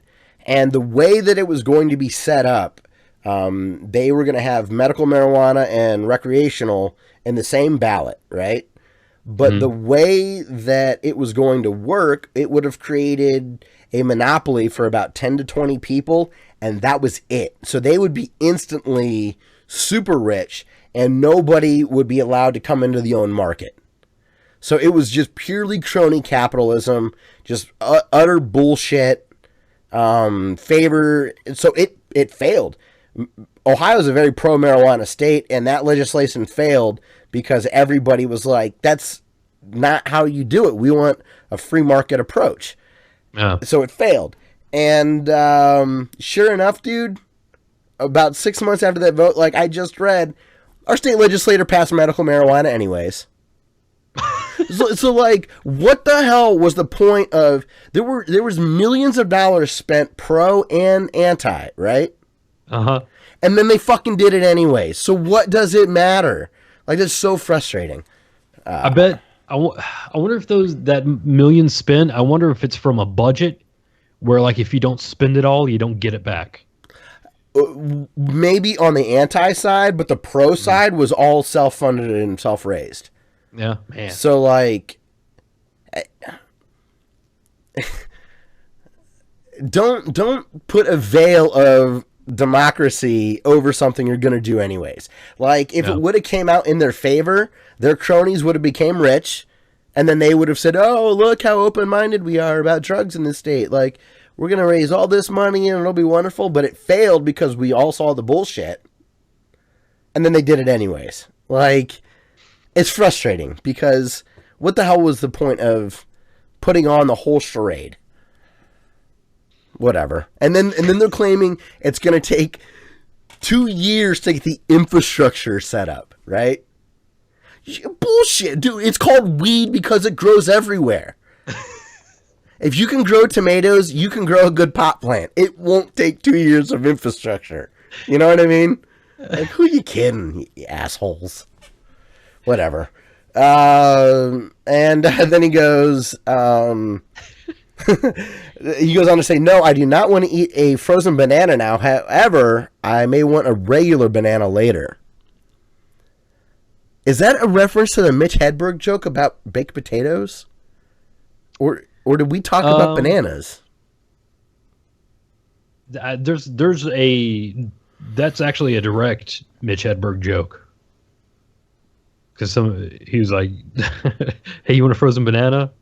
No, but I want a regular banana later, so yeah. Oh, okay. I heard him do it with potatoes. Where he's really? like, yeah, where he's like, sometimes I want to bake, he's like, sometimes I don't know if I want to bake potato, so I'll throw it in the oven. A few hours later, I might want one, or something like that. Because you know how you can bake a potato in an oven at like 350 for like 4 or 5 hours and it won't burn. But it's ready in like 45 minutes. Mitch Hedberg, my brother got to see him obviously before he died because he saw him. But my brother got to see him live in like a really small kind of intimate club where he said it was fancy because they were at like a table where like a server came and did like restaurant style like food and all this, and then he was performing at this like really ritzy nightclub. And Mitch Hedberg is one of my all-time favorites. Yeah, he was great. I'm sure you have to love him, just because his observational humor is the best. And his delivery, I love him. I used to do drugs. I mean, I still do, but I used to too. Or one of my other favorites, and he's like, yeah, I think Pringles is a real laid back company. They wanted to make tennis balls, but when the rubber was supposed to show up, they got a bunch of potatoes instead, and they just said, fuck it, cut them up. I was like, oh, Mitch, you're the best. Okay, so Dumbass goes on to say, he says, fuck the backlog, who gives a shit? If I ever finished my backlog, then I would be bored. As it is, I'm never bored. I think of previous generations like my grandparents, and they were fucking miserable for decades. So bored. Could not record their favorite TV shows, have to catch them while they were on air, etc. Also, since I'm a modern and retro dude, I have thousands in my backlog technically, so I am content knowing that I will die long before I have gotten through it. For the record, I just finished Zombie U. He said, awesome game. Get her on your PS4 or Xbox One or Wii U or PC. He says the Dreamcast boot disc was only needed for a short time. He says hackers figured out how to put the boot disc code into the ISO images themselves, so now nearly all boot images are self-boot. A few exceptions like Sonic Adventure had too much game data to fit the boot sector. So that explains why I needed that boot disc to get some of my games running. That whale chase. Is that whale chase? Yeah. In Sonic Adventure, weren't you getting chased by the whale? The only Sonic I played like the first stage like on a beach, or all I remember playing is running down the street, and like it's got to be like San Francisco or something, and then you end up kind of running on like a boardwalk, and that's about all I've played. That was number 2. That was 2? Okay. Mm-hmm. He says time to drop some more knowledge. Normal CDs 80 minutes. Actually have 800 megabytes of data. I think I said 750 last week. He said, but normal ISO files structure only has 700 megabytes. Where the extra 100 megabytes go? He said it's reserved for error correction code, which is splattered all over the disk whenever one is made. The Dreamcast downloads, however, were served in a raw binary format. So instead of using space for the error correction code, They instead used this space for game data. This also means Dreamcast burn games are not as reliable as normal discs from scratches, smudges, and any leaky dye, which is very interesting. And then related to people having small penises if they need to cheat in online games, he says, my penis is very small indeed, so very small. I would never, he said, I sure would not want anybody to know how small it is. But even considering how small I am, I would never cheat in any multiplayer game. I mean, my God, what pubes poke out of your father that then my whatever sentences mess up. And he says, like baby birds head stuck on a nest related to his size. He said, often I have to untangle my penis from my pubes before he can pee. Lucky me. No one knows this. Except for all of our male listeners. So, there you go, man. That is it for our feedback. Dumez, great stuff, as always. Serious knowledge bombs on that one, and good jokes. So, appreciate it, man. And then at this time, I guess before we get into our social media stuff and all of that. Oh, no, let's see here. Maybe we haven't been streaming. I'm going to refresh Twitch, see what's going on. I'm just getting spinnies. So, oh no, we are live, so we're good to go there. Whew. But yeah, so this is the point where I'm going to talk about some of our social media stuff, and then Dustin and I will talk briefly about Stranger Things without trying to spoil very much, so that we can encourage you to go try it out. It's on Netflix, and it's great. So, before we jump into that, I want to thank Ben Landis for letting us use his song Through the Forest as our intro music. We're on Stitcher, iTunes, Google Play, as far as the audio podcasts are concerned. We're also on Podcat or something. I don't know. Whatever. We're on other stuff, too. Just search for Classic Leet and you'll find us, Classic L337.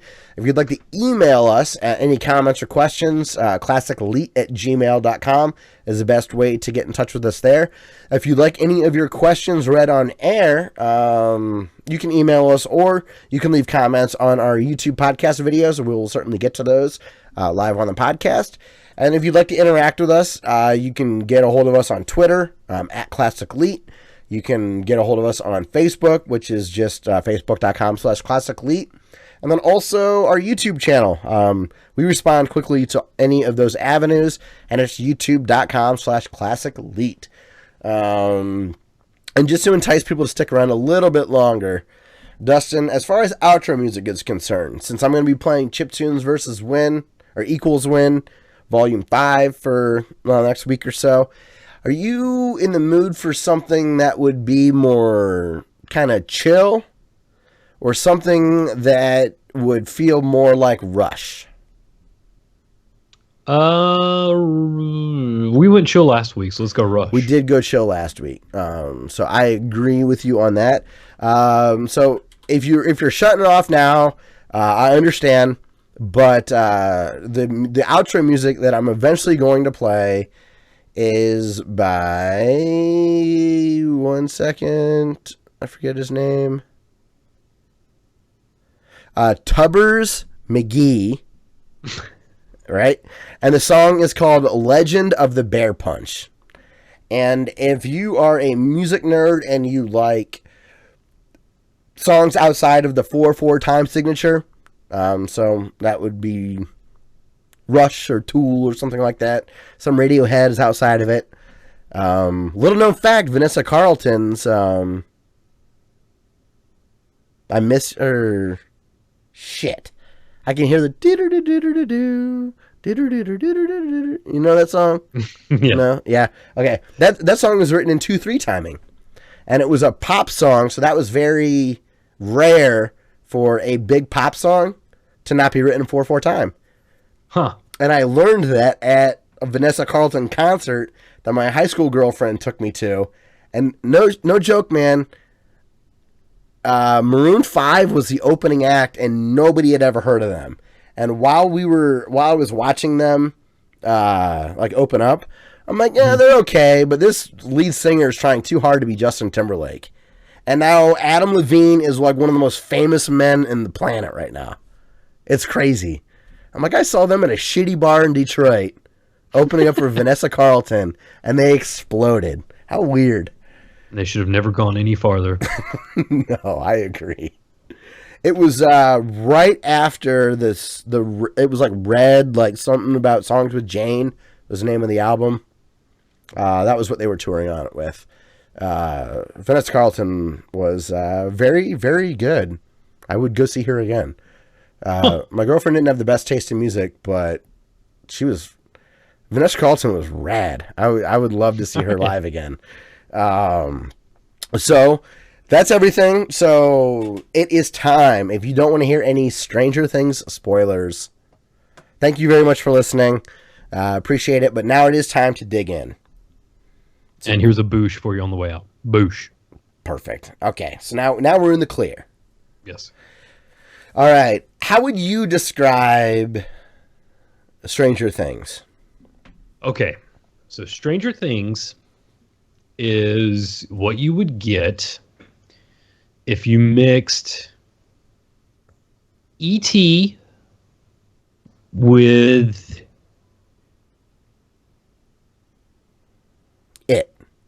E.T. with it. I was going to say something about Stephen King, but he wrote it, so that's perfect. Yeah. Yep, exactly. So it was weird because the show started off for me and it felt like Super 8. It felt like an homage to Goonies and other Spielberg stuff, right? Mm. And then it was maybe like the 5th or 6th episode. The way they wrote the title card for Stranger Things, I'm like, oh, that's a cool like 70s, 80s kind of throwback font. Like it really feels like that kind of stuff. And yeah, it was like the 5th or 6th episode. It dawned on me like, holy shit, that is the Stephen King font. Yeah. That is how a Stephen King show would have appeared, or that would have been the font on the cover of his book. And all the fonts used to start the episodes have that same era feel to them. Mm-hmm. And an episode or so after I came to that realization, they dropped a Stephen King reference. I'm like, oh, I got it just in time. I feel so smart. The intro has bad tracking. I love that. Oh yeah. When you were like, I heard bat tracking, but you meant like the VHS, like yeah. And I heard Brad Shoemaker mention on the Bombcast, and he put it really well. He said it feels like a miniseries plucked exactly out of the Stephen King era of his popularity when they were making shows in the 80s and 90s that held up. Yeah. And it takes place, it's got in Indiana, and what year would you guess? I don't know if that was addressed. 1983, I think. I was going to say it felt like early 80s. Yeah. And the kids are the heroes, and most of the adults are dumb and don't get it, but in a believable way instead of like a trope kind of way. Yeah. And one thing I will say is it's Stephen King-y, but it lacks his kind of... He tends to be kind of cynical and almost venomous with the way that he portrays people, and kind of... People really suck in Stephen King universes, and people don't suck as much in this. Yeah, like even... there's like some teen romance kind of stuff in there, right? Mm-hmm. And even the douchebag boyfriend had redeeming qualities.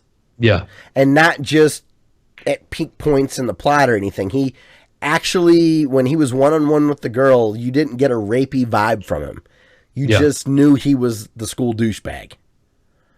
Yeah. So he wasn't totally hateable, which I really liked.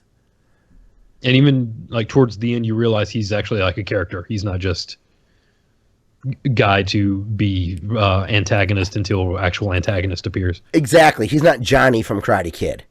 Right. Yeah. You know, like he is just he comes across as more of a person. I don't know. Like it was really good. And the dad just looked like such the 80s dad. Like stupid 80s glasses and completely unaware of anything going on around him. Right, just assumes that it's just like the old days, kind of like whatever.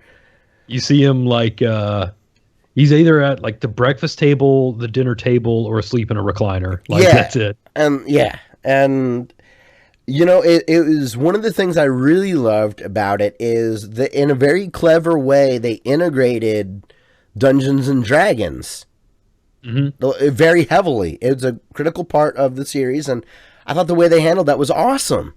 Yeah, and the casting of those kids, the stars, was just perfect. Yep, it was believable the way that they would each react. One of the kids' name was Dustin. One of them was Dustin. He was the voice of reason. Yeah. Which I loved. You have your teeth, though. Right now. We'll get there.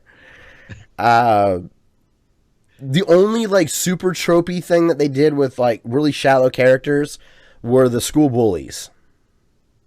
Yeah. But that in itself is a super nostalgia trip. Like, and even they weren't, like, Stephen King bad. Correct. Yeah. And because at the time of the two bullies, one of the two was vile, and the other one seemed like he was just kind of tagging along because he didn't have any other friends. And then the kid that was horrible, he wasn't like he was redeemed, but like you said, he felt like more of a person, like a real character. And the casting of again, Winona Ryder I thought was amazing. Yeah, like, Matthew Modine is like creepy white hair guy. That was a complaint about I think that hairstyle would have done well if I was watching this on standard definition. But it almost looked like he was wearing a wig. It looked very fake, right? Yeah.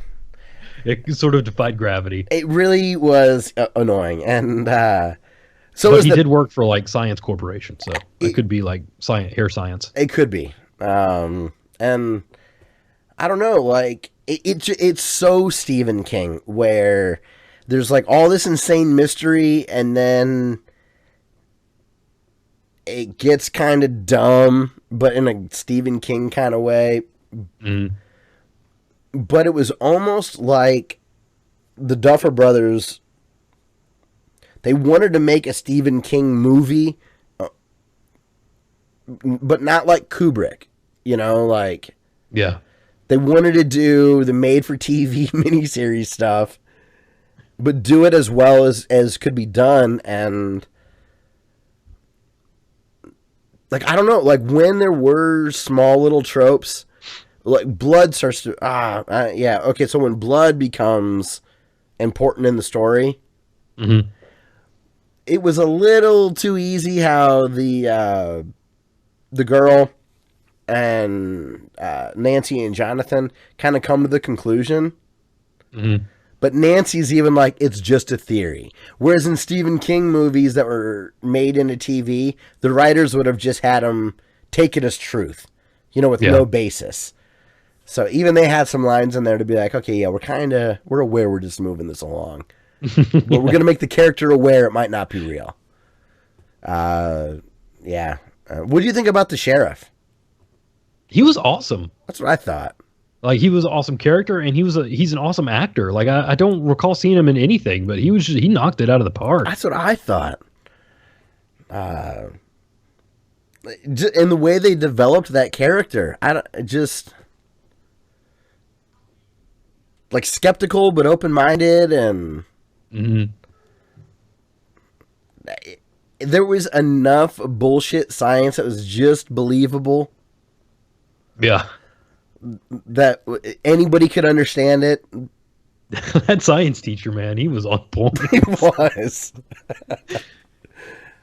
And I don't like, there were so many great things about that era that they highlighted.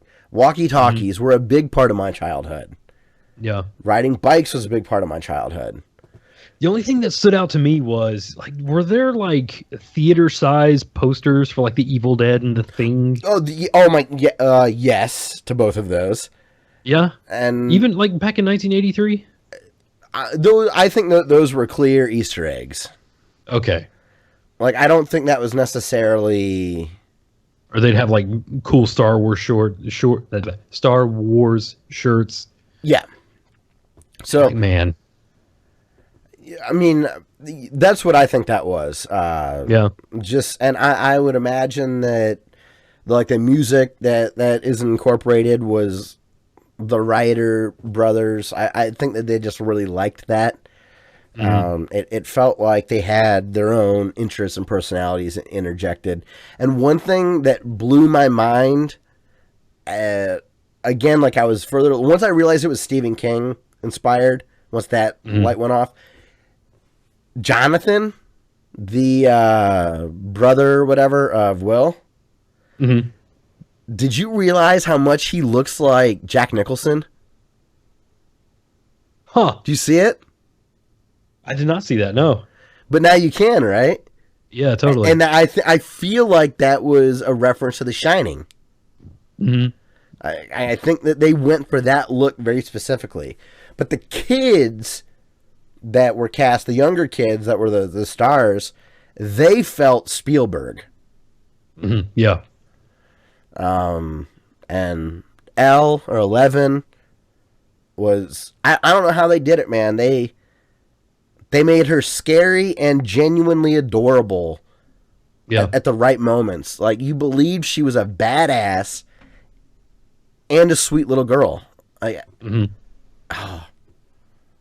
Oh, man. There were some really fun moments in that show. Were there any things that you wish that they would have done better?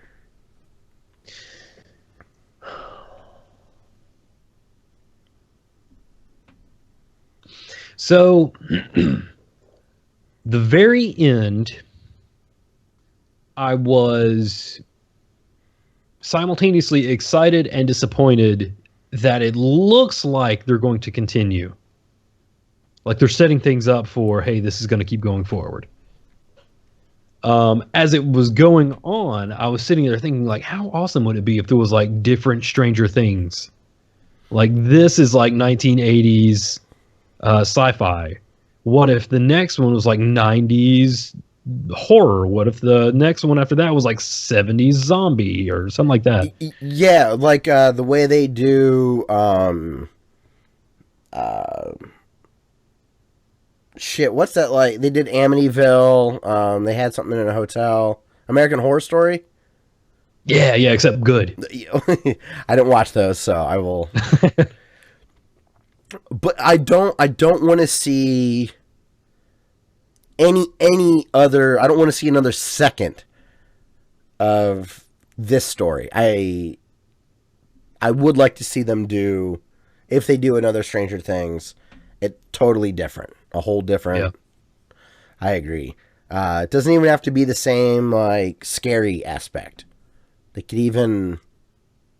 Doesn't have to be the upside down, right? Like. Yeah. That would be neat if they had another perspective of the upside down. But it wouldn't have to be for me to be interested in watching it.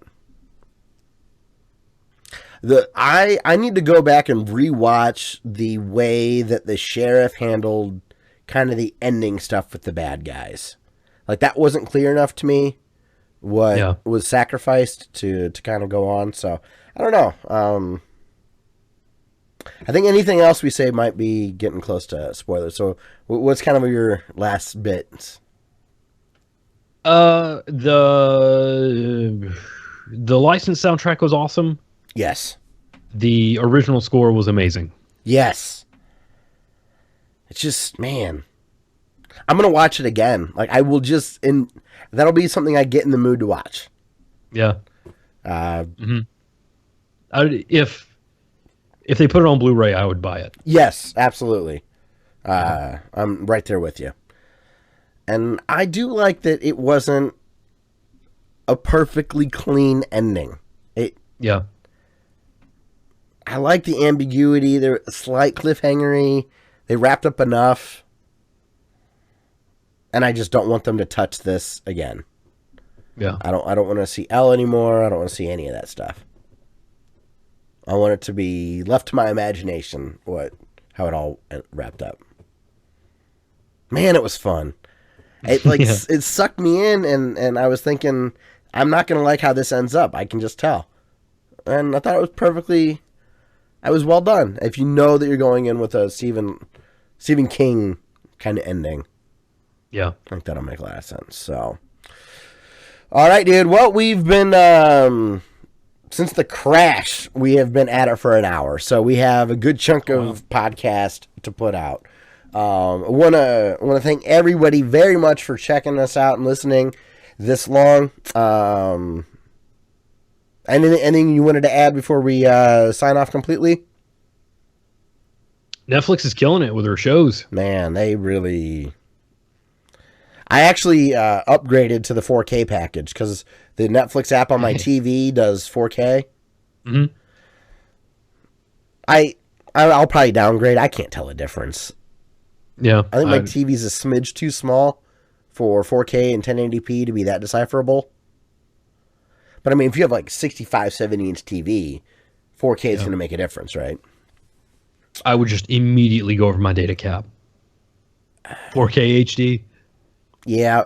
But not a lot of 4K content. Yeah. Did I tell you that I got notified? Like, I have strict data caps now. Oh, man. But the most I can spend is $30 more a month if I would go like bananas. And this is bullshit. So AT&T is who I have, and they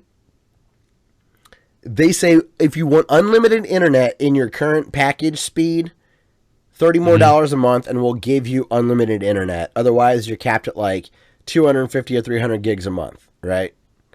They're like, or if you get DirecTV for $20 a month, you'll get DirecTV, and if you have DirecTV, you have unlimited internet. So they make it appear as though, well, you get DirecTV and unlimited internet for cheaper than just unlimited internet. Mm-hmm. Au contraire.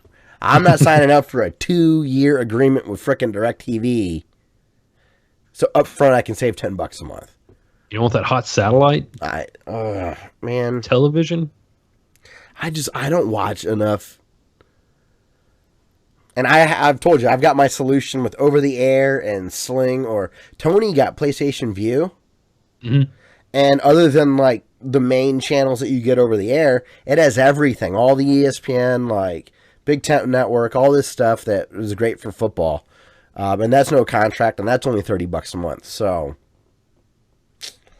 man, that's pretty nice. It's a great deal. So yeah, there's other solutions, and I'm willing to put in the work just to not be in a contract. Just let me pay retail, and if your service sucks, I can dip. You know. No. I'm taking that approach with my Google cell phone, and it's been great. My bill this month was $42. Right on. Like.